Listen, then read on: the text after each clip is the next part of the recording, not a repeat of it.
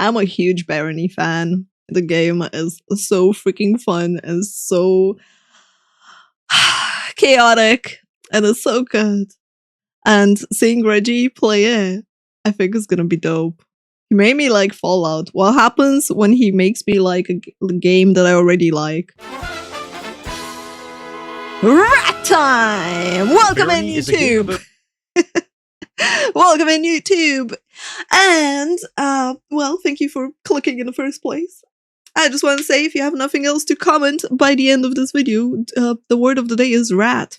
Now let's get to the video because I really want to see it. About equality, because it doesn't matter whether you're a goblin merchant or a human wizard. We all look the same after being painfully crushed by a boulder. This is a first-person RPG roguelike. Very true. Floor by floor, acquiring loot and meticulously crafting your build to prepare yourself for the final boss. Giant minotaurs, murderous treasure chests, and even the king of hell. Wait, is this a new boss? I could have sworn I fought something else as the last boss. Are just some of the myriad horrors that await us in these dungeons. Fortunately, Do they we have have more access to a content wide to this? variety of powerful classes to help us navigate these challenges. But what if we didn't? What if instead we were a rat? Starting off hostile to all races with only one life, I didn't even know you could be a rat. Lower attack, and our only ability being a spell to find the nearest piece of cheese, could we devise the ghoul decides to follow you. It could be mod. Wait, you can mod this game? Damn. I think I need to go back to Barony. a plan to turn this rat into the most powerful being in the universe? Well, that's what we're going to find out in today's video as we brave 25 life-threatening dungeons in an attempt to defeat Baphomet, the Lord of Demons. But first, I have to tell you something. 11 years ago, I had a mental breakdown that culminated in me declaring war on the United States Navy. Don't really remember what caused it. There was a lot going on at the time. Ebola, didn't really like the Fantastic Four movie. Say that again? Anyway, I kidnapped a bunch of people and held them hostage in international waters. United States wasn't too happy about that, so they blew up my boat with a Tomahawk missile. Funny enough, I was the only survivor. My war against the US Navy was short-lived, but a lot of fun. And I used to miss it, until I found out about the sponsor of today's video, World of Warships. Now I can relive my glory days on the high seas, in breathtaking and realistic combat against up to 23 other players. World of Warships is free to play on PC, with constant updates and over 600 intricately modeled aircraft carriers, battleships, cruisers, and destroyers at your disposal. I've never played it. You want to play this game. It really doesn't seem my cup of tea. Every molecule of your body is an Iowa-class battleship yearning to destroy Imperial Japan. I spoke with a scientist. That's not healthy. None of them are anime girls, exactly. So you better hurry up and start playing. If they were anime girl ships, it would be different. Side of things. That's no problem, because the Headless Horseman has just been added to the game, along with his very own custom ship skin. Now, much like me, you can take to the high seas as a revenant of vengeance and strike terror into your enemies' hearts one volley at a time. So what are you waiting for? Click my link in the description to download World of Warships today, and use promo code HEADLESS for 7 days premium access, 1.5 million credits, 500 doubloons, the Headless Horseman plus skin, and your choice of a free Japanese destroyer, American cruiser, or German battleship. So click that link, but don't do it for me. Do it for your World of Warships anime waifu. Oh my god! Now, before we can become the anime waifu and kill Satan, we have to do something even harder, beating the game normally. You see, for our rat beating the game normally. I feel you, dude. I feel you. We need access to the Vampire Shaman, which is unlocked by completing 7 different biomes and defeating the bosses Orpheus and Eridice. This was by yeah, those are the bosses I remember. I didn't know there was more. Far the longest and most excruciating part of the plan, so I'll give you the highlights. Create a Goblin Shaman. Congratulations, you are canonically illiterate. Enter the dungeon, beat several people to death with being canonically illiterate means that you can't actually read the spells and stuff. No. rocks. New biome full of friendly goblins. Kill them anyway. Eat rotten food and go blind as a result. Murder an innocent man to steal his backpack. You are now a wanted criminal. Avoid legal persecution by using an amulet of sex change to cut off your genitals and become a legally new person. Hey, yo. Reattach them later with another amulet. Now you've got... Reattach them later!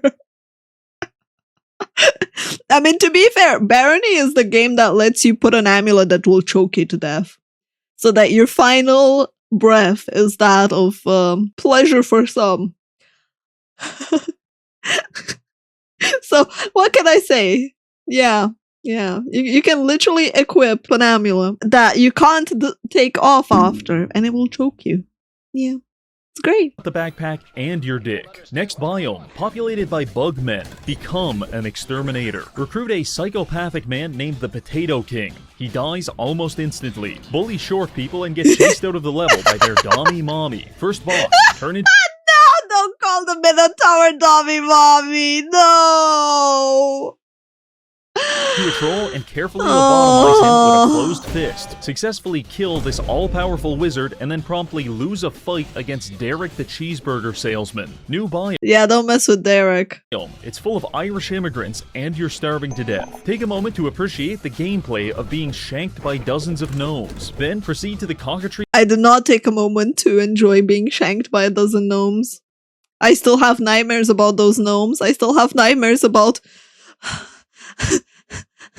about their secrets and their town, and I do not enjoy any moment of you.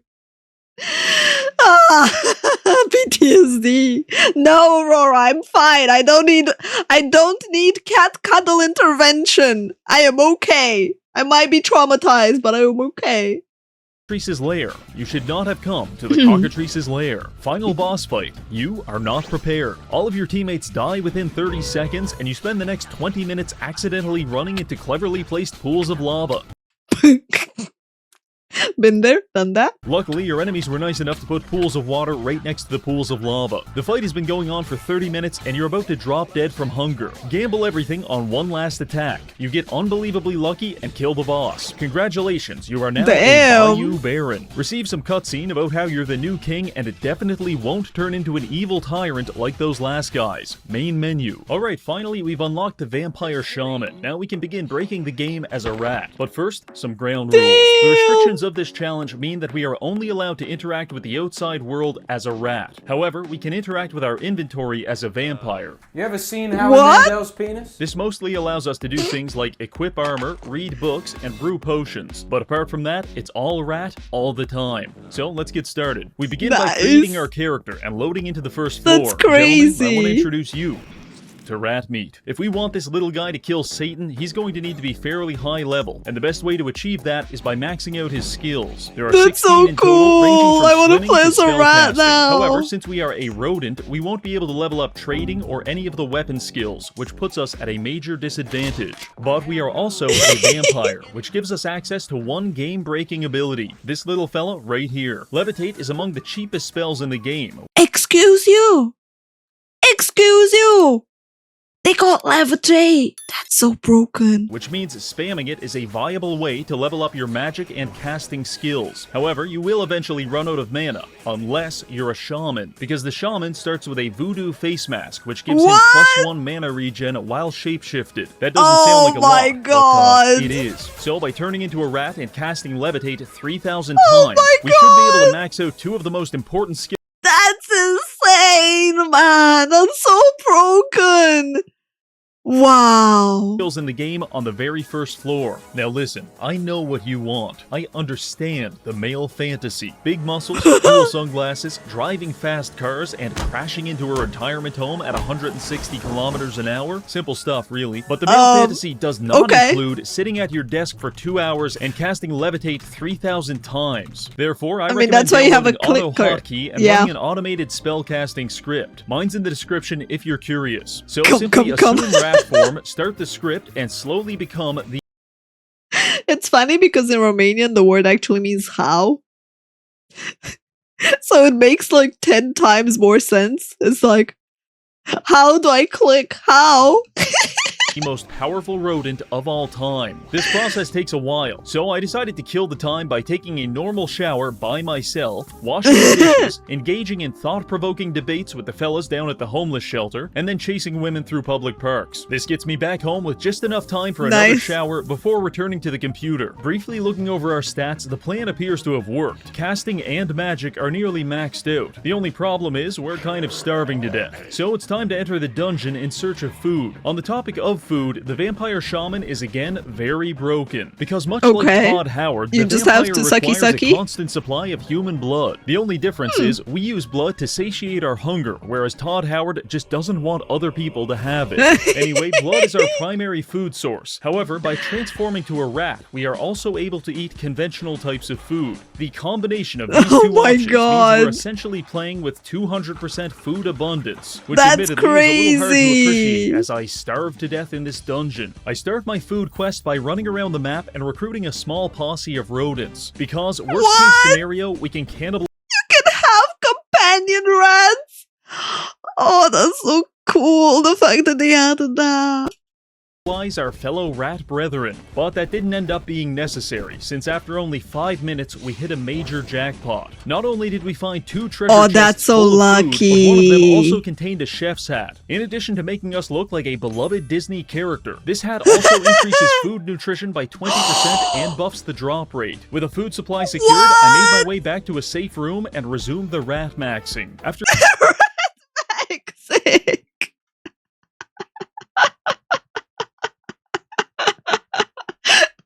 Rat gang, Ratna, let me know when to install. Oh my god, I love the fact that you guys are here with me for it.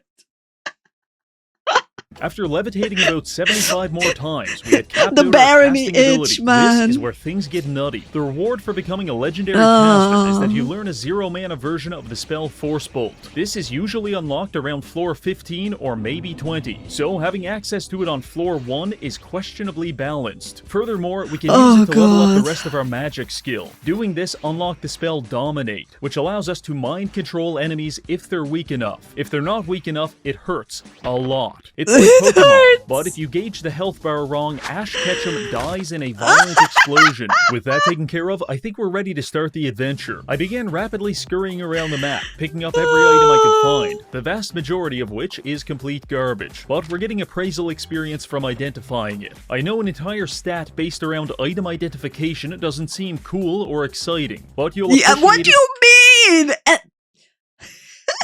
That is one of the coolest fucking things ever. Is it because, like, I love trading and I love flipping items and I love just finding shit? This is how you tell a real loot goblin.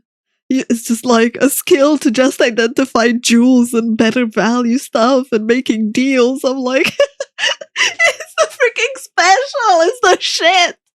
When it saves you from accidentally equipping cursed items, such as Amulet of Strangulation or Sweatpants of Circumcision. Truly, not all heroes wear capes. Apart from that, I told you, chap, I wasn't kidding. This game has interesting items. Also started my cult of personality by mind controlling a few people and forcing them to beat each other to death. This levels up our leadership skill, and with enough practice we can even increase our max follower count. But for the time being, healing potions are hard to come by, so don't get too attached. After scouring the entire floor of all valuable items and signs of life, I reviewed my inventory. We've got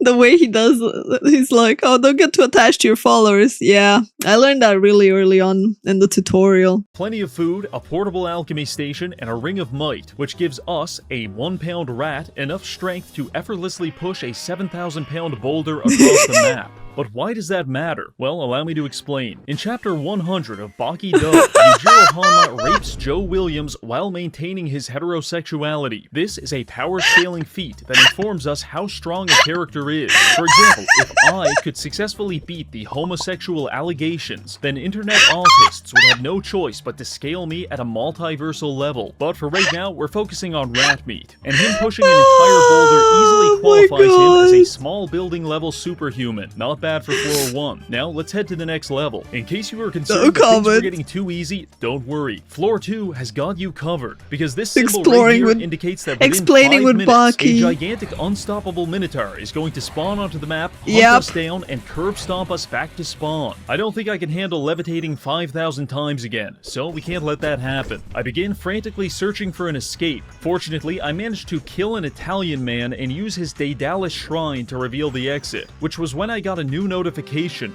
The Zap Brigade has spawned into the map. I know the Zap Brigade sounds jovial and maybe even heroic, but that's just a name. It's like if the Gestapo started calling themselves the Bubblegum Army. It doesn't really make you feel any better when they're pulling your fingernails out. So the good news is, we don't have to worry about the Minotaur anymore, because the Zap Brigade has executed him by firing squad. The bad news is the Zap Brigade is a group of racial purists who spawned onto the map to perform a large-scale ethnic cleansing on anything that's not human. And my friends, we are definitely not human. 1 or 2 shots from their lightning staff and our rat is cooked. They're currently stalking their way across the map, actively looking for us. But what they don't know is I'm actively looking for them because I want their equipment. Killing them takes forever. When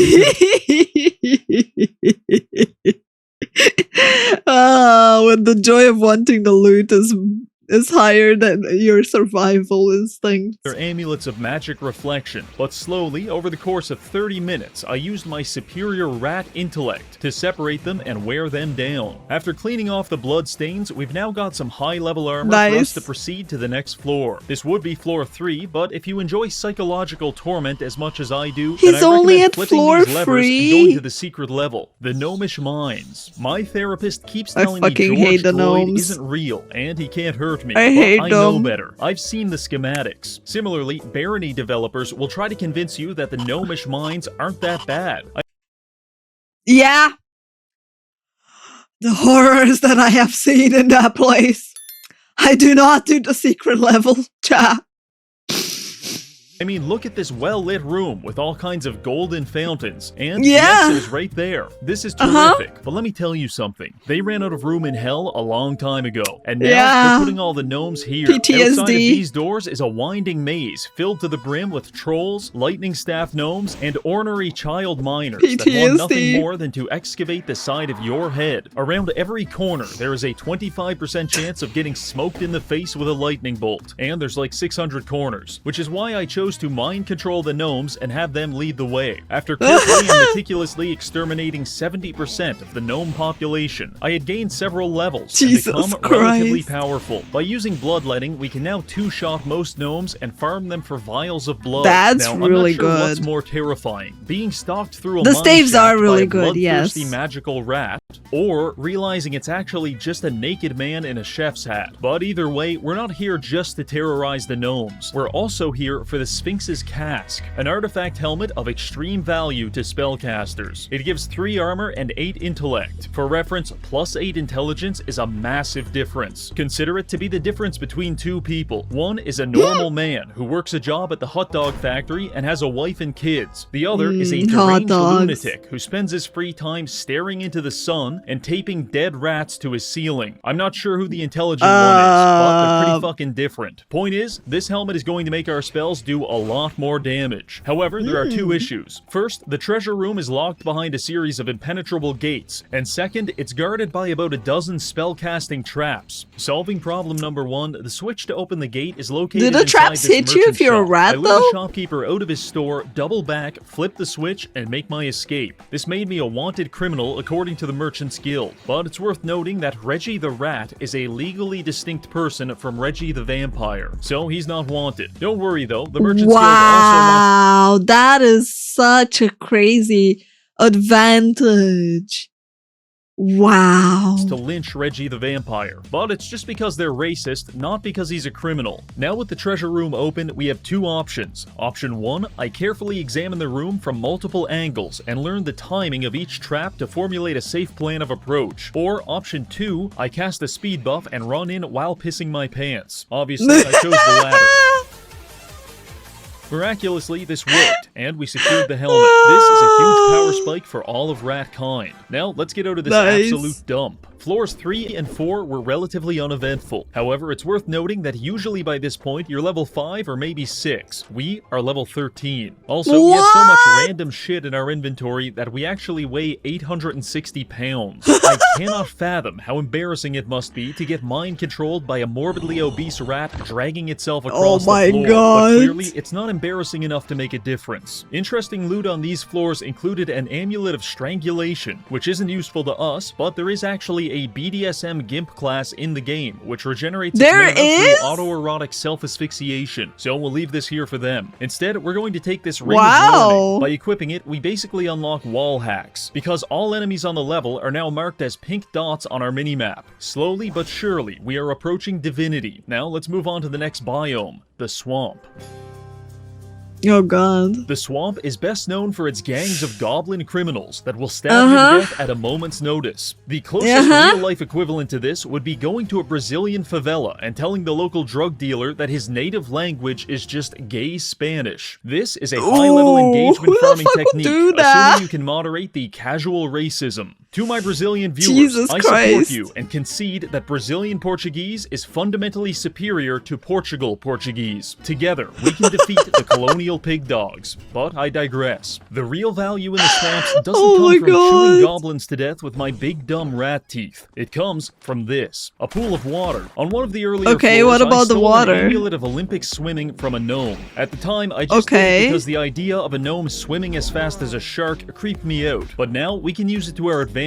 By equipping the amulet and casting a speed buff, we can blast through the water like a torpedo and power level our swimming in the process. This process takes a while, and you have to be careful not to shapeshift back into a vampire, because, and there's no good way of putting this, you will physically dissolve. Luckily, we didn't dissolve, and after 45 minutes of high-speed training, we achieved 100 swimming, which now lets us walk not only on water, but also lava. That's right, Rat Jesus is becoming a thing, and you can't stop it. My first order of business as a religious icon was to wage a holy war against the Merchants Guild. For far too long, they have persecuted us for our beliefs, and it ends here. I went to a jewelry store and lured the shopkeeper out into a wooded area, at which point I began frantically darting between the trees while blasting him with high-level magic. Over time, I was able to slowly whittle down his health bar until he was low enough for me to finish him off with my mouth. This was more painful and less homosexual than it sounds. While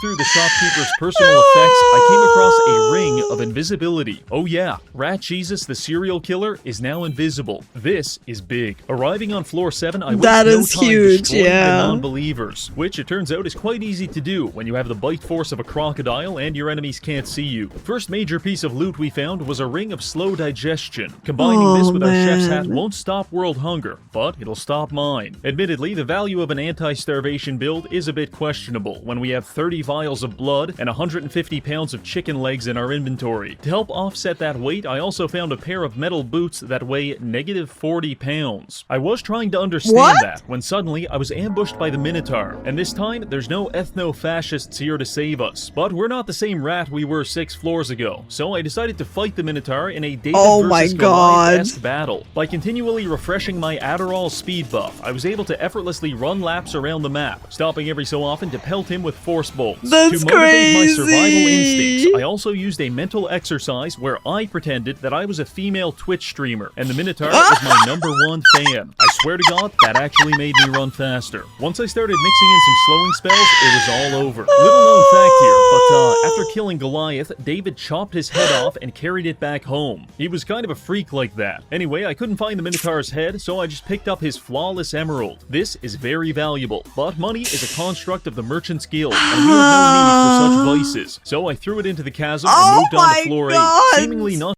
dabbed on the merchants. It's like, screw your value. I'm rat, only cheese. Reggie's just the right amount of unhinged. He really is. Content with dying once, the Minotaur came back again on floor 8, but he did even worse this time, because me and the boys kicked the ever-living shit out of him. After that, I spent some time using my Ring of Invisibility to farm backstabs on the local NPCs, which power-leveled our stealth. Once we get it maxed out, we'll be able to turn invisible even without the ring. Anyway, I ran out of people to stab, so I decided to head to the secret level, nearly getting crushed by several boulders in the process. Heading through the portal, we arrive at the haunted castle. It's just us and our goblin companion named Abdul. Abdul will not be surviving this I don't think I had the haunted castle. Is like a schizophrenic homeless man on the sidewalk. Harmless when ignored, but once you interact with it, maybe I did it, I don't life remember. in immense danger. Die, you motherfucker! Luckily for us, I have a plan. I explore the outskirts of the castle, making sure to ignore the 60 tombstones all around it, before proceeding inside to find some very nice loot. These legendary boots give us a huge armor buff as well as more wall hacks. However, by touching them, I have awakened the sleeping beast. Specifically, all 60 of those tombstones out front, yeah, they just spawned super zombies and now they're coming to kill us. Rushing outside, I waste no time casting the levitate spell and walking off the edge of a cliff. As long as we can channel this, they can't get us. Furthermore, our melee range is about 10% longer than theirs, so I spent the next 30 minutes beating every single zombie to death with my bare hands, taking breaks every so often to drip feed myself YouTube slop while I regenerate mana. This power leveled our unarmed skill from 25 to 64. With all of the zombies pummeled into a puree, I went back into the castle to gather the rest of the loot. Side note here, but the castle has plumbing, which you can use to fill up glass bottles with clean water. Clean water which can then be used with your alembic to duplicate potions and level up your alchemy skill. After a bit of that, it was time to move on. Floor 9 was relatively uneventful. Cool. I spent 20 minutes harassing slime molds to max our stealth, killed another shopkeeper because I liked his fit, and then moved on to the next biome, the Sand Labyrinth. Oh god, I hate those sand labyrinths. This place is better known for making me racist against lava and having an entire bug society. This whole place is swarming with scarabs, scorpions, and insectoid warriors. Luckily, we've got about 40 vials of blood, so I was able to take my time carefully enslaving an army of bugmen to do my bidding. Now, in case you're not thrilled by the idea of being drafted into my 1940s-esque chain gang, I humbly invite you to consider the alternative. Because I'm running around the map at 70 kilometers an hour, ripping everyone else apart limb from limb. We're on floor 13 now, which puts us at about the halfway point to reaching hell and killing the devil. Also, Rat Jesus just unlocked his first major miracle, because this spellbook gives us access to some basic healing for ourselves and our followers. This is just like in the comic. Shortly after finding the book, I also found a pair of golden Roman laurels, at which point my eyes widened, as I entered the mind state of a man who believes the ghost of John Lennon is attempting to communicate with him through his alpha-getty, because there's no way this was a coincidence. You see, 13 years ago, I got banned from my local church for asking the priest to power scale Jesus. Long story short, one of Jesus' main anti-feats was getting arrested by a bunch of illiterate Romans. Illiterate Romans, Roman laurels, obvious really. Anyway, I believe the game wants us to rectify that in our build by becoming Roman, or I need to refill my medication. Either way, I'm wearing the laurels. I think the second one, but it's okay. 50% XP buff to our followers, which combined with our newfound healing abilities will allow us to power level them very easily. Moving on to floor 14, I used the power of leadership to convert all sentient life into funny numbers on my stat sheet. Also, I found a very rare single-use amulet of life saving, which allows us to resurrect ourselves if we die. It's so funny because like he makes it sound so effortless and he makes it sound so easy to just do that, and it's like the most natural, normal thing in existence. What people don't know is the blood, sweat, and tears that went into all of this, and how he's getting like an actual perfect run and good drops, thereby completing our Son of God cosplay. Now we can proceed to the next biome, the ruins. The easiest way to explain this biome is with a story. 2 years ago, I was stopped on the street by a homeless man who almost certainly had hepatitis. He looked deeply into my eyes and said the following: I haven't achieved sexual release in 13 years, but I'm ready to now. That was the most terrified I have ever been prior to unlocking the ruins, because this entire godforsaken biome is swarming with militant gnomes that spend their entire time covering every square inch of the map with improvised traps. If you're lucky, you'll on a bear trap or maybe an IED. Traps. But the less fortunate among us may fall victim to their rohypnol sleeping traps that quickly sedate you into unconsciousness. At which point, your ass may as well be a gnomish Waffle House, because 10 to 20 of them are going to pile into it and be violent.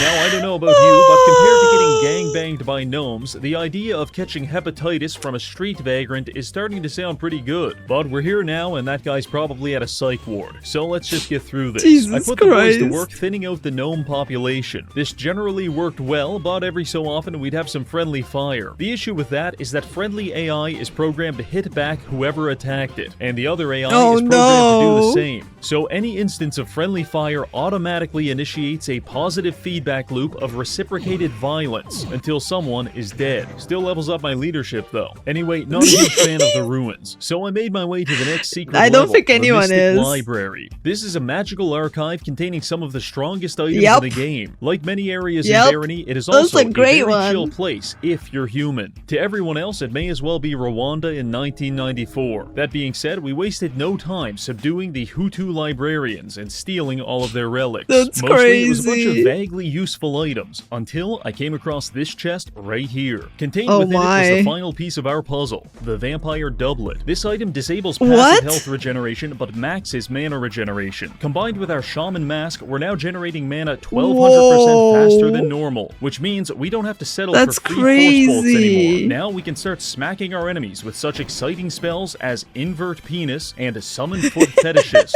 With that, myself, Lesser Insectoid, Troll, and Felicia all proceeded to floor 17, where we were immediately mobbed by a gang of street gnomes. In this moment, I want nothing more than the sweet release of death, but I must live on to make the gnomes' lives worse. The good news is that all of this fighting has increased our leadership, and we can now field 8 followers at a time. Battling our way to floor 18, we hear cries of anguish in the distance, which means there's either an Amazon warehouse on this level, or we're getting close to hell. After killing a few demons, my suspicions were confirmed. This is our crossroads. If we go through the normal exit, we proceed toward Baron Herx, but if we take the secret exit, we go to the underworld, which has a pleasant but surprising lack of gnomes. So you better believe I dove into this exit with the same enthusiasm as a Burning Man jumping. I haven't done the secret exit of that one. Into a lake of fire extinguishers. We are now in the underworld, a dark and insidious place teeming with nauseating creatures of the night. Also, it's not wheelchair accessible. In fact, it's not accessible at all. It's mostly just empty space. And since we're the only levitating stuff, we'll be doing most of this by ourselves. I flew around the first level, killing every zombie and imp I could find. At this point, we're very over-leveled, and we have best-in-slot equipment. He is way over-leveled. Holy shit. I decided to head back to the exit, which actually just takes you deeper into the underworld. This is where most people go, oh no, I'm stuck in eternal damnation. How can I escape? But those people are weak-minded. Hell is stuck with us, and we're going to keep killing Hollywood elites until we get to the final boss. However, I will admit it is a bit dangerous, because on this floor you start running into shades. These ethereal entities copy your character, equipment, and skills. Except when they copied me, they didn't stay in rat form. So I had to fight a Chad version of myself wielding the legendary spear Gungnir. Oh my god! After sexually dominating several clones of myself, I proceeded through this portal. Thank Jesus God, we're Christ. finally in hell. This isn't how most YouTubers end up here, but it works for me. The very first thing I did in hell was find the Minotaur and kill him all over again. You really thought you could escape me just by going to another plane of existence? You absolute buffoon. Speaking of which, I also found the Zap Brigade and engaged in a large Finding your enemies here is Unfortunately, fitting. they actually smoked me with a lightning bolt and killed me on the spot. However, our amulet of life-saving kicked in and we were resurrected to continue our holy mission. Jesus the Messiah Christ. has returned. However, that was kind of a one-time thing, so we'll have to be more careful. Anyway, I recruited several demons and we started working our way through hell floor by floor. My next near-death experience occurred when I got trapped in this courtyard with a rapidly spawning group of hostile goat men. If we weren't invisible right now, we would certainly be dead. Wasn't sure how to get out of this one, to be honest, until I realized we have max leadership, which allows us to recruit goat men. So while invisible, I walked up to the goats, covertly recruited them onto my team, and convinced them to kill all of their friends. begins. From our perspective, this made perfect sense, but to everyone else, this must have appeared as some kind of mass psychotic event. After that, the only thing left was to assault the Cathedral of Sin, That's so we may as well good. min-max the rest of our stats before going in. All that was left was alchemy, so Alchemy I leveled it up by time. opening my inventory and drinking an exciting mixture of random chemicals and vials of acid. Oh, no. Non-chemists will see you power leveling What your the alchemy by heck? drinking VCR head cleaner and say he can't afford water. That Now is prepared for our destiny, crazy. I stormed the cathedral, mind Doped controlled the himself priest, and up. flipped several levers to open a portal to Mega Hell. Through here is Baphomet, who will not hesitate to kill us on the spot. So I sorted out my inventory, The optimized Wawa the strat, toolbars, and yeah. then dropped 10,000 gold to make us 100 pounds lighter. It's time for rat meat to become a legend.